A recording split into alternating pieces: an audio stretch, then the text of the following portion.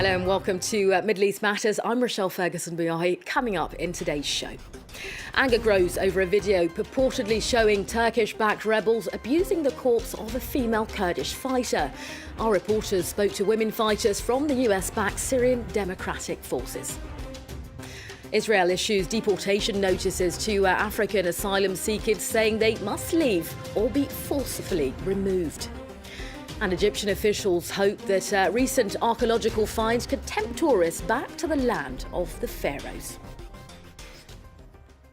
But first, a video purportedly showing Turkish-backed rebels abusing the mutilated body of a female Kurdish fighter has sparked outrage amongst Syrian Kurds.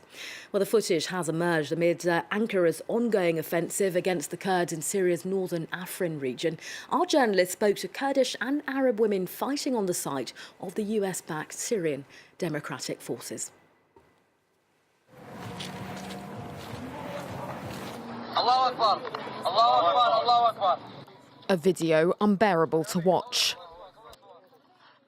Watch closely, you PKK pigs. Shouting God is great, Syrian rebels supported by Turkey show the lifeless body of a Kurdish fighter. Barin Kobani is naked and mutilated. The rebels have been accused of cutting off her breasts, which they have denied. The video has sparked fury in the north of Syria. Not the Islamic State group, nor Erdogan and his cronies will break our spirit. We'll fight until our last breath. We will avenge Barin's death.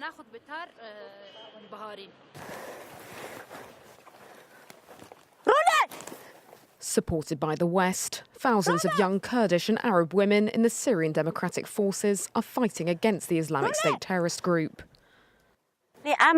We're following the path of our martyrs, Irene, Avista and Barin. We're training and fighting to assert the role of women. The SDF have put up a fight against jihadist militants. Now they consider Syrian rebels backed by Ankara as their #1 enemy. Our enemies are monsters.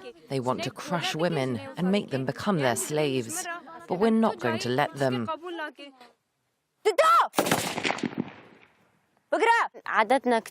There are lots of us. There are training camps like this across the region.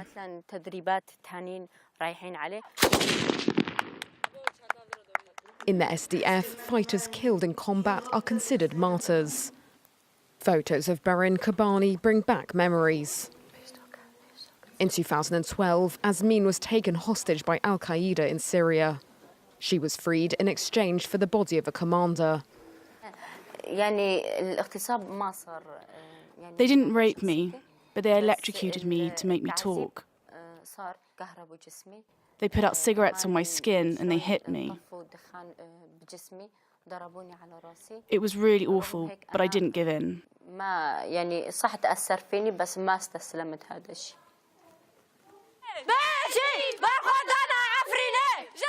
Barin Kobani's name is known throughout the Kurdish region of Syria.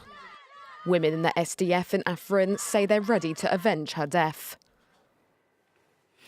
Now, Israel has begun issuing deportation notices to African asylum seekers, demanding they leave the country with $3,500 or face forceful deportation or even imprisonment. Well, last December, the Knesset passed a bill authorising the government to proceed with the move. The first wave of notices were handed to men without families, as France 24's Thomas Waterhouse now explains. Marawi Zoud is one of 38,000 male African asylum seekers who'll be receiving this document from the Israeli government, one which outlines in black and white a stark ultimatum: either leave Israeli shores before the end of March or face imprisonment. If I don't return to Rwanda or to Eritrea within 60 days, they'll take me forcefully to jail. The first of these eviction notices have already been dispatched, sparking long queues outside immigration centres as migrants race to get their asylum application rubber-stamped before the deadline expires. But their chances are slim. Out of the 6,800 requests that have been reviewed, just 11 applications have been accepted. The plan was first approved by the Knesset back in December, with the government keen to crack down on what it sees as illegal migrants. We have no obligation to keep illegal work infiltrators who are not refugees. They will be deported to another country. The government's website outlines the plan in more detail. As well as an envelope containing $3,500 in cash, officials will also help migrants to obtain the necessary documentation and give them a plane ticket to a so-called safe destination back in Africa. Many agree with the Interior Minister's view that Israel's first priority should be its citizens and not migrants. Not one of them is a refugee. They're all infiltrators, and they're here to stay. How? They have lots of children. Every woman between the age of 6 and 60 is pregnant. The backlash to the plan has, though, been strong and continues to grow. In this state that was first created as a safe haven for persecuted Jews, local pilots have already refused to fly planes carrying deportees, and Holocaust survivors have sent an open letter to the Prime Minister pleading with him not to push on with this policy. I am ready to do whatever I can do and go as far as I can go to show that this is not the Jewish thing to do, it's not the human thing to do. Many of these African migrants fled to Israel to escape poverty, persecution or conflict in their homelands. These words in chalk on the ground read, "We're not giving up, we're not signing," with some preferring prison in Israel to deportation. At least 29 Iranian women have been detained for removing their headscarf during protest against the country's mandatory hijab rules. Taking off a veil in public has been illegal since the Islamic Revolution in 1979. This week, President Hassan Rouhani waded into the controversial debate. He released a 3-year-old report indicating that almost 50% of women resent the government telling them what to wear. Shona Bhattacharya explains. In the middle of traffic, this Iranian woman has taken off her headscarf and is waving it on a stick.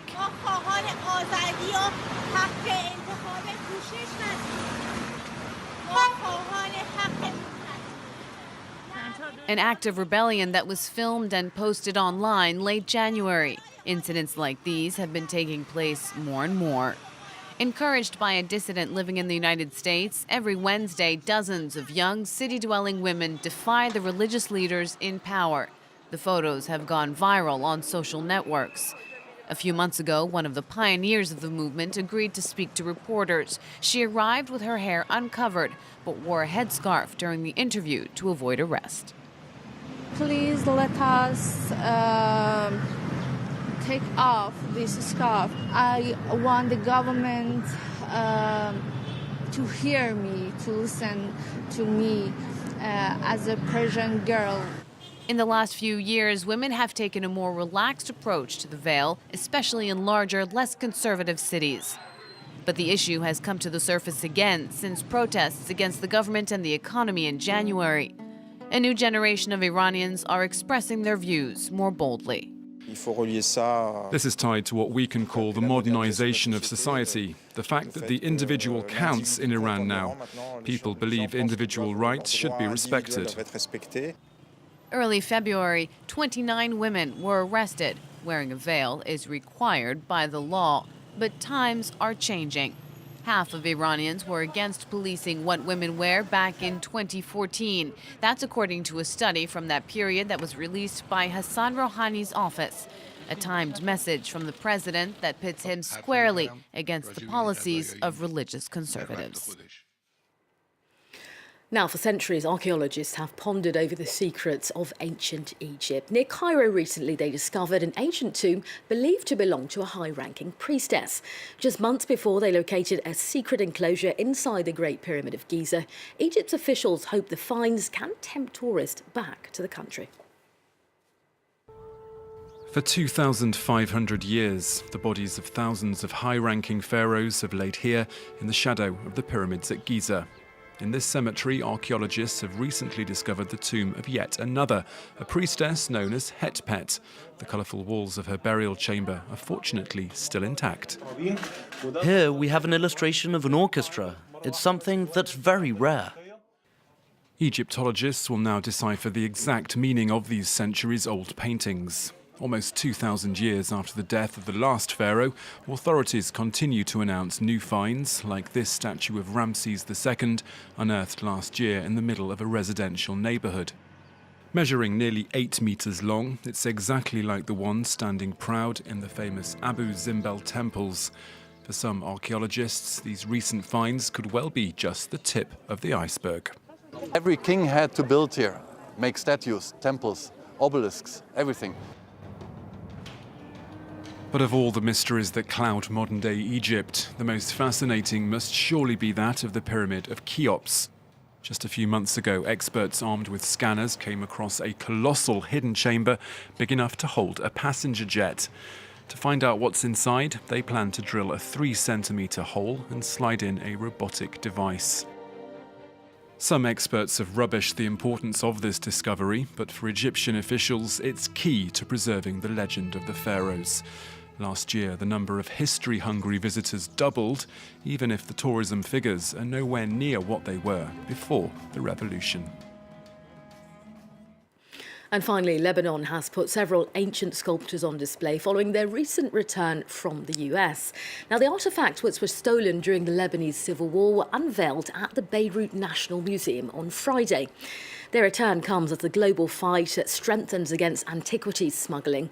A curator at New York's Metropolitan Museum spotted 3 of the sculptures and identified them using ArtLoss, the world's largest stolen art database.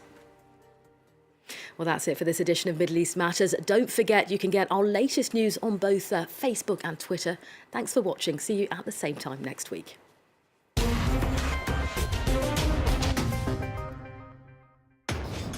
Inside the Americas, presented by Jeannie Godula.